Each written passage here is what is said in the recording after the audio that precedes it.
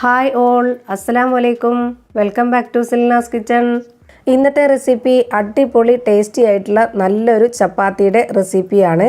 ഈ ഒരു ചപ്പാത്തി കറികളൊന്നും തന്നെ ഇല്ലാതെ വെറുതെ കഴിക്കാൻ പറ്റുന്ന അടിപൊളി റെസിപ്പിയാണിത്.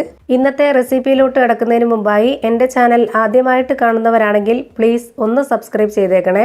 ഇനി റെസിപ്പിയിലോട്ട് കിടക്കാം. അപ്പോൾ ഈ ഒരു ചപ്പാത്തി തയ്യാറാക്കാനായിട്ട് ഞാനിവിടെ 2 കോഴിമുട്ട ഒരു പാത്രത്തിലേക്ക് പൊട്ടിച്ചൊഴിച്ചു കൊടുക്കുന്നുണ്ട്. ഇനി ഇതിലേക്ക് ഇതേപോലൊരു സ്പൂണിൽ 2 സ്പൂൺ പഞ്ചസാരയാണ് ചേർത്ത് കൊടുക്കുന്നത്. നമ്മുടെ ഈ ഒരു ചപ്പാത്തി റെസിപ്പി ലൈറ്റ് ആയിട്ടുള്ള ഒരു മധുരത്തിൻ്റെ ചപ്പാത്തിയാണ്. ഇനി ഇതിലേക്ക് മധുരത്തിനെ ഒന്ന് ബാലൻസ് ചെയ്യാൻ വേണ്ടിയിട്ട് ഒരു നുള്ള് ഉപ്പ് ചേർത്ത് കൊടുക്കുന്നുണ്ട്. ഇനി ഒരു നുള്ള് സോഡാപ്പൊടി കൂടി ചേർത്ത് കൊടുക്കാം.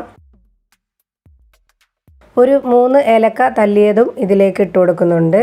ഇനി ഇതിലേക്ക് 250 ml കപ്പിൻ്റെ അളവിൽ 1 കപ്പ് പശുവിൻ പാലാണ് ഒഴിച്ചു കൊടുക്കുന്നത്. സാധാരണ ചപ്പാത്തിയിൽ നിന്നും ഒരു അടിപൊളി വെറൈറ്റി ആയിട്ടുള്ള ചപ്പാത്തിയാണ് ഞാനിപ്പോൾ തയ്യാറാക്കുന്നത്. നമ്മൾ ഇത്രയും ഇൻഗ്രീഡിയൻസ് ചേർക്കുമ്പോൾ തന്നെ നമുക്കറിയാം എത്രത്തോളം നല്ല ടേസ്റ്റ് ആയിരിക്കും നമ്മുടെ ചപ്പാത്തി എന്നുള്ളത്. ലൈറ്റ് ആയിട്ടുള്ള ഒരു മധുരവും ഉപ്പും എല്ലാം കൂടെ ചേർന്ന് ഈ ഒരു ചപ്പാത്തി കഴിക്കാനായിട്ട് നല്ലൊരു ടേസ്റ്റാണ്. ഇപ്പോൾ ഇത് നന്നായിട്ട് ഇളക്കി യോജിപ്പിച്ചെടുത്തിട്ടുണ്ട്. ഇനി ഇതിലേക്ക് ഒരു ഫ്ലേവറിന് വേണ്ടിയിട്ട് വാനില എസൻസ് കൂടി ഒഴിച്ചു കൊടുക്കുന്നുണ്ട്. ഇതുപോലൊരു സ്പൂൺ അളവിലാണ് വാനില എസൻസ് ഒഴിച്ചു കൊടുക്കുന്നത്. ഇതുപോലെ ഏലക്കയും വാനില എസൻസും ചേർത്ത് ചുട്ടെടുക്കുന്ന ചപ്പാത്തി നമുക്ക് ചുട്ടെടുക്കുമ്പോൾ തന്നെ നല്ലൊരു മണമൊക്കെയാണ് വരുന്നത്. അതുകൊണ്ട് നമുക്കിത് എന്തായാലും കഴിക്കാനായിട്ട് തോന്നും. ഇപ്പോൾ ഇതെല്ലാം കൂടെ ചേർത്ത് നല്ല പോലെ ഇളക്കി യോജിപ്പിച്ചെടുത്തിട്ടുണ്ട്. ഇനി ഇതൊരു പാത്രത്തിലേക്ക് ഒഴിച്ചു കൊടുക്കുന്നുണ്ട്. ഇത് മുഴുവനായിട്ടും ഈ ഒരു പാത്രത്തിലേക്ക് ഒഴിച്ചു കൊടുത്തിട്ടുണ്ട്. ഇനി ഇതുപോലെ ഒരു കപ്പിൽ 250 ഗ്രാം അളവിൽ ഗോതമ്പ് പൊടി 2 കപ്പ് ഇപ്പോൾ ഇട്ട് കൊടുക്കുന്നുണ്ട്. ഇനി ഇത് ഇളക്കി കൊടുത്തതിന് ശേഷം 1 കപ്പ് ഗോതമ്പ് പൊടി കൂടി ഇട്ട് കൊടുക്കാം. ആദ്യം തന്നെ ഒരുമിച്ച് ഇട്ട് കൊടുക്കാത്തത് പരുവം തെറ്റണ്ട എന്ന് കരുതിയിട്ടാണ്. ഇനി ഇത് നന്നായിട്ടൊന്ന് ഇളക്കി യോജിപ്പിച്ചെടുക്കാം. ഇപ്പോൾ ഇത് ഇളക്കി യോജിപ്പിച്ചിട്ടുണ്ട്. ഇനി ഇതിലേക്ക് 250 ഗ്രാം ഗോതമ്പ് പൊടി കൂടി ചേർത്ത് കൊടുക്കാം. ഇനി ഇതെല്ലാം കൂടെ ഒന്ന് നല്ല പോലെ യോജിപ്പിച്ചെടുക്കുന്നുണ്ട്. അപ്പോൾ ഇതിലേക്ക് നമ്മളിപ്പോൾ ചേർത്ത് കൊടുത്തിട്ടുള്ളത് 1 കപ്പ് പാലും 2 മുട്ടയും 3 കപ്പ് ഗോതമ്പ് പൊടിയുമാണ്. ഇപ്പോൾ ഇത് നന്നായിട്ട് യോജിപ്പിച്ചെടുത്തിട്ടുണ്ട്. ഇനി സ്പൂണിലൊക്കെ പറ്റിപ്പിടിച്ചിരിക്കുന്നത് ഒന്ന് ഇളക്കിയിട്ട് കൊടുക്കാം. ഇനി ഇതിലേക്ക് ഇതുപോലൊരു പീസ് ബട്ടർ ഇട്ട് കൊടുക്കുന്നുണ്ട്. ഇത് ഞാൻ ഉരുക്കുന്നില്ല, ഉരുക്കാതെ തന്നെ ഇതിലേക്ക് കഷ്ണങ്ങളാക്കി ഇട്ട് കൊടുക്കുകയാണ് ചെയ്യുന്നത്.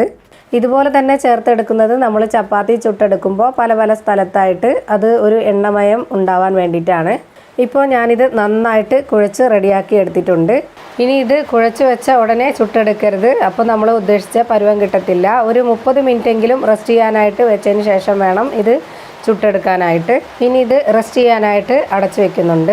എൻ്റെ വോയിസിൻ്റെ ഇടയിൽ ഭയങ്കര ഒരു എരപ്പായിട്ടുള്ള ഒരു ശബ്ദം കേൾക്കുന്നത് മഴയുടെ ശബ്ദമാണ്. നല്ല മഴയാണ് ഇവിടെ. ഇപ്പോൾ ഒരു 30 മിനിറ്റ് ആയിട്ടുണ്ടാവും. ഇനി നമുക്കിതൊന്ന് തുറന്ന് നോക്കാം. ഇപ്പോൾ നമ്മുടെ മാവ് നല്ല സോഫ്റ്റ് ആയിട്ട് നല്ലൊരു പരുവത്തിൽ കിട്ടിയിട്ടുണ്ട്. ഇനി കയ്യിൽ ഒരല്പം ഓയിലോ എണ്ണയോ ഒന്ന് സ്പ്രെഡ് ചെയ്തതിന് ശേഷം നമുക്ക് ഇതുപോലെ ഓരോ ഉരുളകളാക്കി മാറ്റാം. ഇതുപോലെ ഈ ഒരു വലിപ്പത്തിലാണ് ഞാൻ ഓരോന്നും ഉരുട്ടിയെടുക്കുന്നത്. ഇതേപോലെ ഈ ഒരു വലിപ്പത്തിൽ എല്ലാ മാവും ഉരുട്ടിയെടുത്ത് വെക്കുന്നുണ്ട്. ഇനി ഇതൊന്ന് പരത്തിയെടുക്കാം. ഈ മാവ് പരത്തിയെടുക്കാനായിട്ട് വളരെ എളുപ്പമാണ്. നമ്മൾ അത്രയും നന്നായിട്ട് കുഴച്ച് റെഡിയാക്കി എടുത്തതുകൊണ്ട് നല്ല സോഫ്റ്റ് ആയിരിക്കും ഈ ഒരു മാവ്. ഇത് നല്ലോണം അമർത്തി പരത്തേണ്ട ആവശ്യമില്ല, നൈസായിട്ടൊന്ന് അമർത്തി കൊടുത്താൽ മതി. ഇപ്പോൾ മാവ് ഇതുപോലൊന്ന് പരത്തിയെടുത്തിട്ടുണ്ട്. ഇനി ഇതിലേക്ക് കുറച്ച് പാൽപ്പൊടി ഇട്ട് കൊടുക്കാം.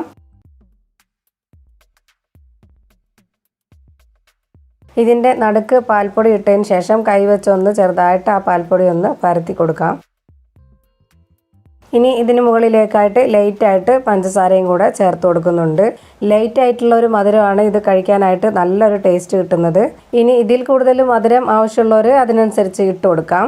അതൊക്കെ ഓരോരുത്തരുടെ ഇഷ്ടാനുസരണം ചെയ്യാം. ഇപ്പോൾ ഞാനിത് മടക്കി വെച്ച് കൊടുത്തിട്ടുണ്ട്. ഇനി ഇതേപോലെ ഒന്ന് പരത്തിയെടുക്കാം. ഈ ഒരു ചപ്പാത്തി ഇതേ ഷേപ്പിലാണ് ഞാൻ പരത്തി ചുട്ടെടുക്കുന്നത്. ഇപ്പോൾ ഞാനിവിടെ ഒരെണ്ണം പരത്തിയെടുത്തിട്ടുണ്ട്. ഇതേപോലെ തന്നെ എല്ലാം പരത്തി റെഡിയാക്കി എടുക്കാം. ഇപ്പോൾ ഞാനിവിടെ മുഴുവൻ മാവും പരത്തി റെഡിയാക്കി എടുത്തിട്ടുണ്ട്. ഇനി ഇത് ചുട്ടെടുക്കാനായിട്ട് ഒരു ചട്ടി ചൂടാക്കി വെച്ചിട്ടുണ്ട്. ഇതിലേക്ക് ഒരെണ്ണം ഇട്ട് കൊടുക്കാം. ഇനി ഇതൊന്ന് വെന്ത് വരട്ടെ. ഇനി ഇതൊന്ന് തിരിച്ചിട്ട് കൊടുക്കാം. ഇപ്പോൾ ഈ ഒരു ഭാഗം കൂടെ വെന്ത് വന്നിട്ടുണ്ട്. ഇനി ഇത് ഒന്നുകൂടി തിരിച്ചിട്ട് കൊടുക്കുന്നുണ്ട്. ഇപ്പോൾ ഇത് നന്നായിട്ട് പൊള്ളി വരുന്നുണ്ട്. രണ്ട് സൈഡും നന്നായിട്ട് വെന്ത് കിട്ടിയിട്ടുണ്ട്. ഇനി ഇതൊന്ന് വേറൊരു പാത്രത്തിലേക്ക് മാറ്റുന്നുണ്ട്.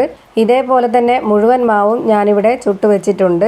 അപ്പോൾ നമ്മുടെ കിടിലൻ ടേസ്റ്റി ആയിട്ടുള്ള കറികളൊന്നും വേണ്ടാത്ത നല്ലൊരു ചപ്പാത്തി റെഡി ആയിട്ടുണ്ട്. ഇത്രയേ ഉള്ളൂ എൻ്റെ ഇന്നത്തെ വീഡിയോ ഇഷ്ടമായാൽ ലൈക്ക് ചെയ്യാനും കമൻറ്റ് ചെയ്യാനും ഷെയർ ചെയ്യാനും മറക്കരുത്. പുതിയൊരു വീഡിയോയുമായി വീണ്ടും വരും. Thank you for watching.